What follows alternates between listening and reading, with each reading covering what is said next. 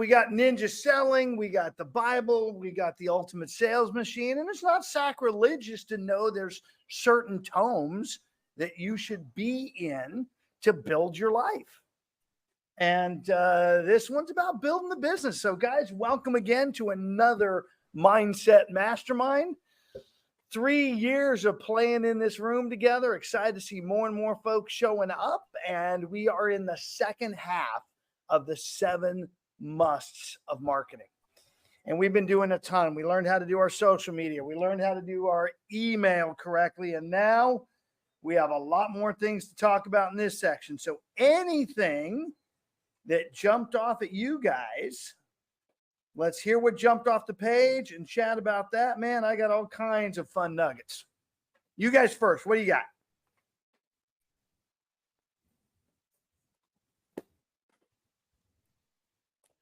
I mean, I can start. I don't know where exactly I'm in because I'm listening to it and reading it.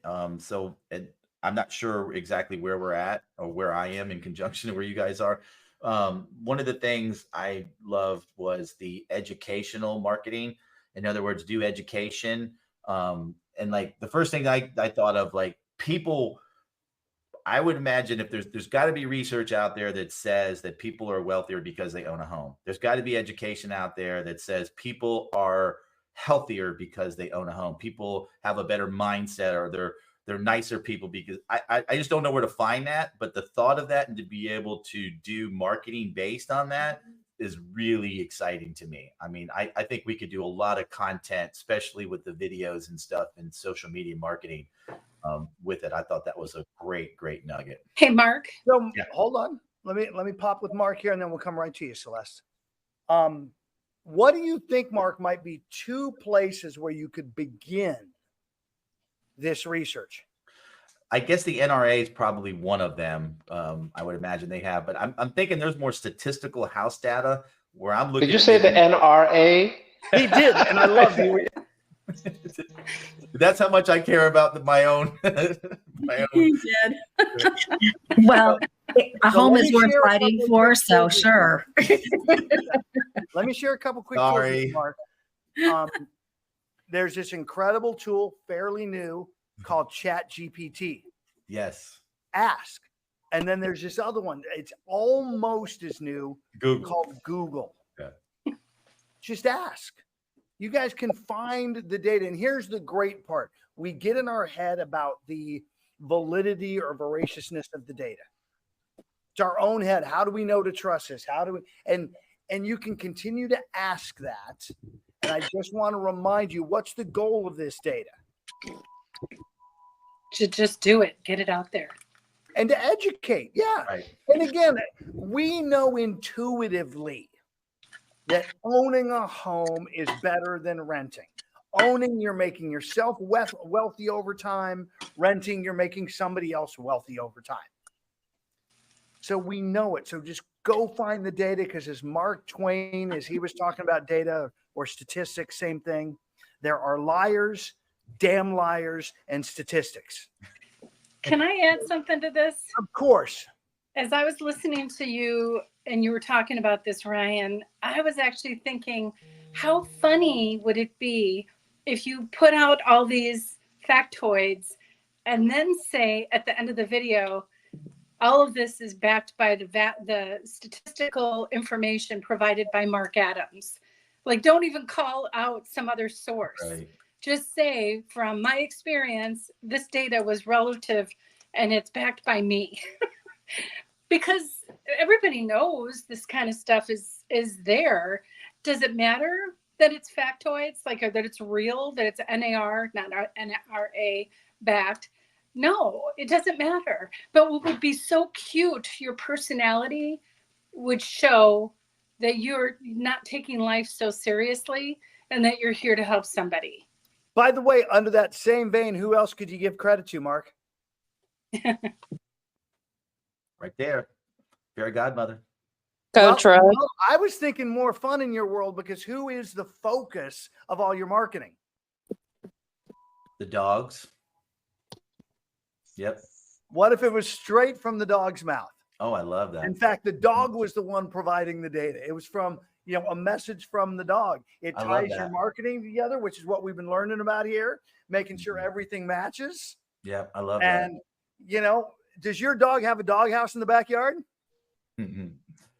None of the dog people that I know, they're all inside the house. So maybe you still need to get a doghouse just for the purpose of owning versus renting. How much fun, and that's a big part of all this marketing that we're talking about doing, is getting out of the grind, the have to, and make it fun. If you're having fun, your readers, your consumers of video content are all going to also be having fun. And Jeanette, you're right. A doghouse in your house. I've seen these like nightstands that are combination nightstand, dog table. Anything like that your wife wants right now, Mark, you can buy and then write it off as a business expense because it's part of the marketing. It's like a win-win-win. All right, what else you guys taking out of the material?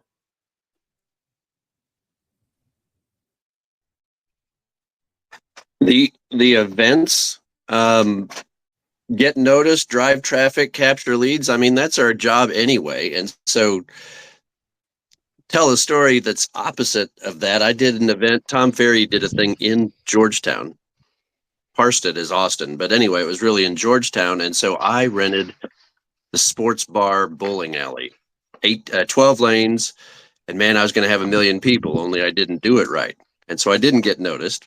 But and that's not the point. The point is, our job is to get noticed and to drive traffic and then do something with that traffic. And even though he's talking about how you're going to go to an event or whatever the heck he was talking about, and getting noticed and doing something about it.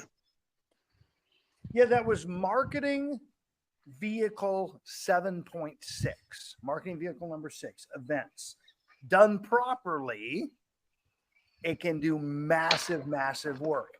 And so once you've got the event, step 1 was get noticed. You got to do something wild, outlandish, fun.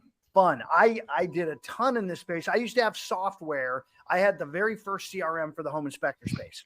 So I would always go to trade shows. And I can't tell you how many times something I did at a trade show created a new rule for trade shows going forward. One of my best examples, because it's a building full of home inspectors, right? Usually male, usually blue collar, rough around the edges. I bought 1,000 airline bottles of liquor, and anybody who stopped by the booth got a bottle. Every one of them came. Every one of them signed up. I got all their data. And then we did an event that night, like talking about writing the book. That was a party in the hotel hosted by us. And again, massive traffic. So for you, I want you thinking how you can do things similar instead of at a trade show in your neighborhood. You have a neighborhood you are really interested in making happen. We'll go and we'll host an event, we'll do a neighborhood garage sale. I see that once in a while. And then we just go around dropping off flyers. Get noticed. What else could you guys do in that space? Where could you spend a little money for fun tchotchkes that get them motivated about being a part of the garage sale?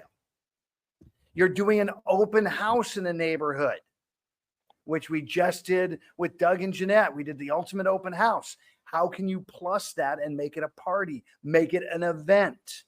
And then, of course, work on getting noticed in the neighborhood. Tom, great stuff. What else you guys have? I hear a hot mic. When we did, we've done it for the last 5 years. We partnered with a minor league baseball team here in Colorado Springs. We, we do a tailgate party. So it's a VIP party. All we do is I buy 500 tickets to the game, $2 Tuesday, free beer and free hot dogs by a lender.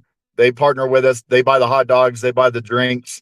We have a DJ out in the parking lot. And we bring 500 people that way. And then on top of that, we come back for trunk or treat. We rent out their parking lot. And we've grown it to now that we have 5,000 people that show up in 3 hours and get 800 leads from it. And we have a community Facebook group called Colorado Springs Events and Activities that has 45,000 members on it, and it grows itself now.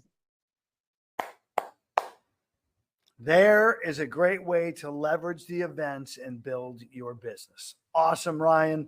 Now, question for you. Do you have all that written out in checklists of how you made that happen, Ryan? We do. I can actually teach a class on it. All right. I'd love to review that and let's make that happen. Help people. Beautiful. What else you guys pulling? What else you pulling out of the content?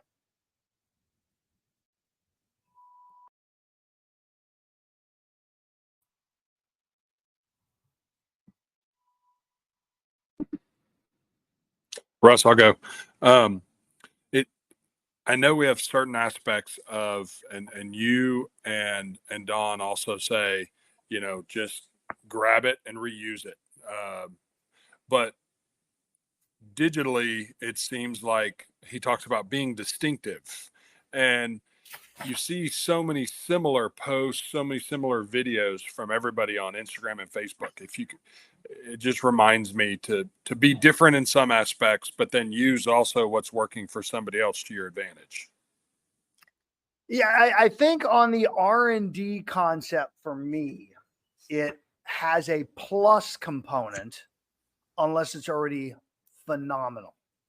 I'd recommend going back to the last chapter, social media. If you want to see somebody who's crushing it, Amy Cotney, Cotney. She's out of the best college town in Alabama, Auburn. She has 12 pending as of this week. How many of them came from social media? 12. Whoa. 100% off social media. She literally had someone from South Carolina who just followed her and liked her and decided they wanted to buy a house in Auburn and bought an $800,000 house with her walking over, doing the video, sending them the paperwork, and closed it without them ever showing up in the city. Off of social media because she's herself. She's goofy. She's playful. She's having a good time. And here's the other thing we talked about when we were coaching last week. There are certain subdivisions of high-end, pretentious, hoity-toity stuff. She has never sold a house in those neighborhoods. She can't break through. And what she heard from talking to somebody in the neighborhood, they don't like you. You know you're doing the right marketing if there is a crew, a group, a demographic that doesn't like you. Rather than being all things to all people, communicate with your tribe, your avatar, and those that don't fall in that, if they don't like you, awesome. What else are you guys pulling out of here? So that is so true. Not to get political, but one of the things that's happening, you will see this tribalism coming in our politics. But from a marketing perspective, they're not trying to get everyone. They just want to circle those wagons so tightly that you have who you have. The same thing applies to marketing, and that's really interesting. I like that concept. And Awesome. You know what? It costs less. That's been in the material as well from previous chapters, how they were analyzing people's marketing, and they were spending like $180 per lead to get leads in the door because they were blanket to everybody. As soon as they laser focused in on the top 100, wow, the cost per lead dropped to like $42. And they got more business. It's counterintuitive. We think we're only going to get a certain percentage of the pie. And yet, if you shrink that pie down, your percentage goes up. What else you guys pulling? So I want to add to that, Coach, because I forget what page it says. If you're marketing to everybody, you're marketing to nobody. Just because the message doesn't come through. And secondly, in the page 1, I think 47 also says the return on your investment email is like 42 to 1. Like you get $42. So we tend to feel that, no one reads their email, when in reality, a lot of people read the email if they attach yourself with some value, not attaching, like I think Amanda had an example where she always received an email saying, hey, I'm doing this for this other person, blah, blah, blah. If you have a minute, call me. And she's like, only a lonely person would actually call back and respond and schedule, or only the 3% that were looking specifically for that. So I thought that was cool. And then I wanted to add something from our that we receive as the KB Core. You know, it does track your emails there. It lets you know when people open them, checking them how many times from your phone or from your like a laptop or a desktop. So if you guys are not using that, I would encourage until you can track, see, and it's the stuff that you send out. So I just want to add those couple points. So remember on the marketing, since Caesar's bringing it up, we're up from page 147. It's got to be distinctive. Capture their attention with a screaming headline. So in email, as we talked about yesterday, subjectline.com, you can test to make sure it's a screaming subject line. That's your headline. Okay. And then your body has to keep them reading. It has to tell a story. On page 159, though, there was something that jumped off that I wanted to make sure you guys heard. Because as I have been coaching and teaching you guys, I want you to start being prospecting focused, marketing enhanced until you get your revenue stabilized for your household, just enough to pay your bills. And then you start leaning into the marketing, because middle of page 1, I often refer to ads as long range bombing because they soften the market before you send in the troops. The marketing makes it to where the sales becomes easier. So you shift from prospecting focused to marketing enhanced. Ultimately, you know you have a business when you are marketing focused, prospecting enhanced. When rather than constantly hunting, all the business is coming to you. It's like you're at the bottom of the cliff and the lemmings are headed over. That's when you know you've got a business. And just remember, you've got to keep building that business. You've got to keep working on that advertising. It's not something you turn off. What else you guys have from the content? Some other good nuggets here I want to hear if you guys picked up. Well, just to add to that page specifically, Coach, he says that one company was spending like $1 million in ads, and the ads were super vague. They weren't like saying these are thoughts, and then, you know, it didn't really reach or capture or didn't get to the point of any point. So that was just like a cool little nugget. It's like they're spending so much money, but that didn't necessarily mean that it was they weren't tracking the results basically. So I thought that was another interesting nugget. Awesome. And so there's another one out here that I want to have some fun with today. Because here on a regular basis, and probably listening in the background behind his wife, is one of my marketing partners who does some incredible work for me. And yet he just keeps dropping into the chat. So I want to ask you guys by show of hands, how often is what somebody writes really inspiring you? If it happens often, raise your hands. Number 2, how often when you actually meet someone, see someone, and they speak, does it give you a deeper emotional response, either inspiration, or it can be the opposite if they're not your tribe? Which one says 2 is stronger? So Sean, if you're really listening, get the mic and camera on, and rather than just dropping it into chat, speak it into existence for everybody.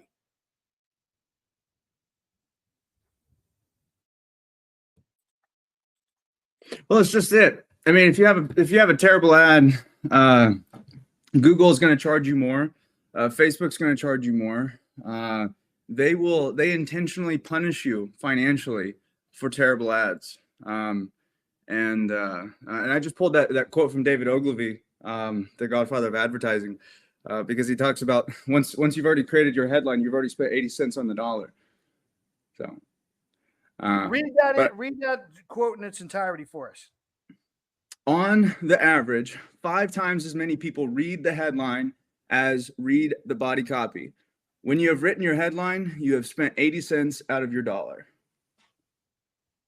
So that attention grabber, number 2, the screaming headline is key. Now let's get into the body though, because there were a couple other pieces in here I wanted to make sure got covered, because this is something I have put into everything. The body copy must focus on your prospect, not on you. It's all about them. So when I write a personal note, a thank you, or a check-in note, or whatever, I use the card and send it, it's all about them.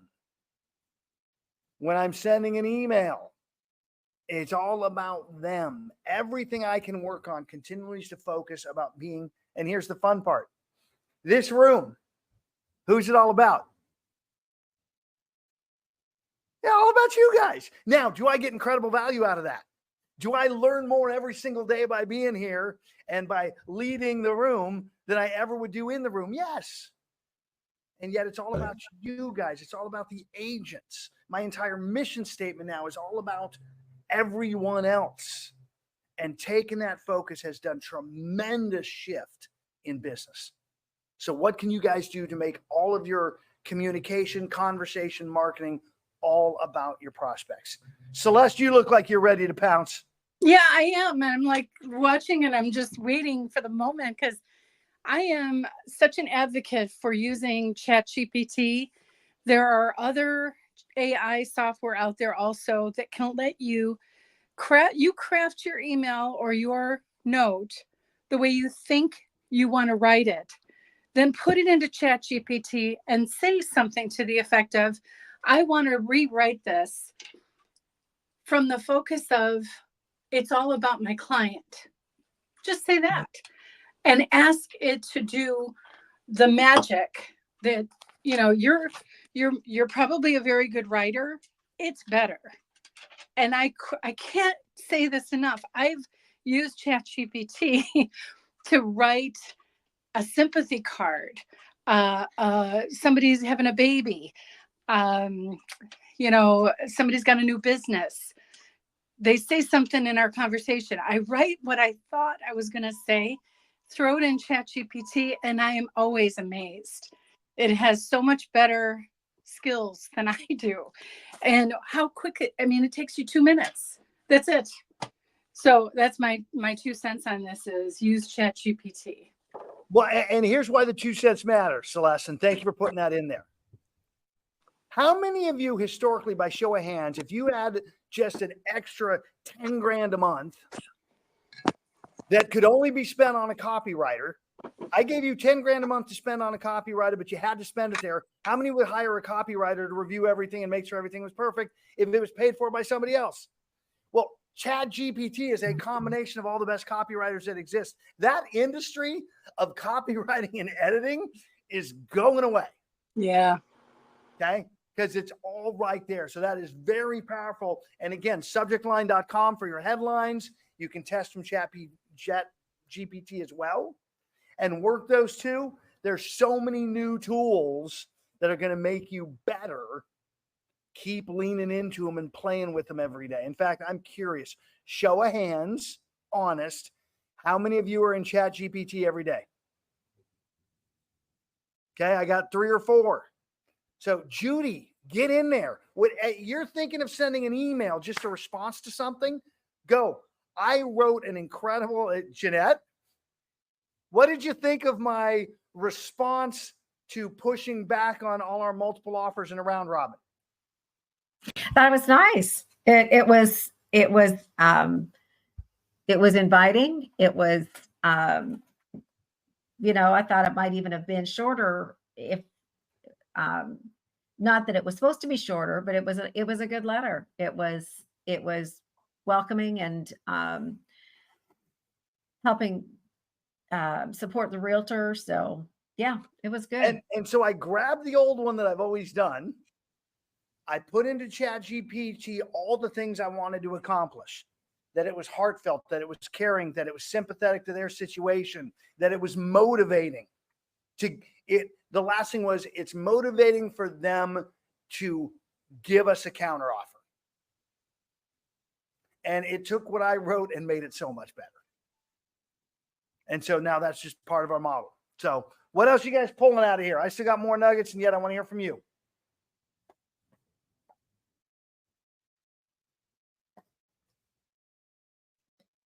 I really appreciate looking at the same portion that you are. It's focusing on the prospect, not on ourselves. You've said that a little bit, but it just said it again. And the biggest mistake is somehow they focus on themselves, and he'd go in and correct it. And then the next month it would be the same thing, the I, or the company. And what is the thinking about the other person? It probably shows us how much we're just focused on ourselves. So now we kind of get to go someplace else with that. And then don't tell me what it is. Tell me why it's valuable. So there's our copy. There's the direction of the listings ads that we write, or the invitations to clients.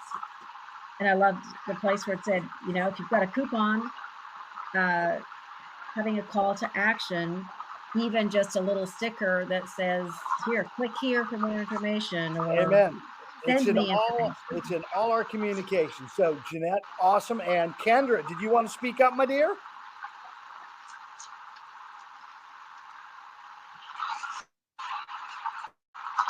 All right. I think she got in the car, got there magically, so I'll get her muted for the background noise. Totally okay. And it's her first day here. So Kendra, great to have you. A couple of things I want to get in here on that real fast. Getting out of here. All about them. You got to keep catching yourself over and over and over. You've got to keep catching yourself that you're making it about you. And then number 2 on communication, bottom of page 161 to 162. One TEDx study reports using more gestures makes you come across as more likable, more interesting, and more memorable. If you're doing an email, a written email, how many gestures do you get to put in? Yeah, none. Same with a normal written text. So guys, the more video you can do of you speaking and doing more gestures, the more likable you're going to be. And that's what you want, isn't it?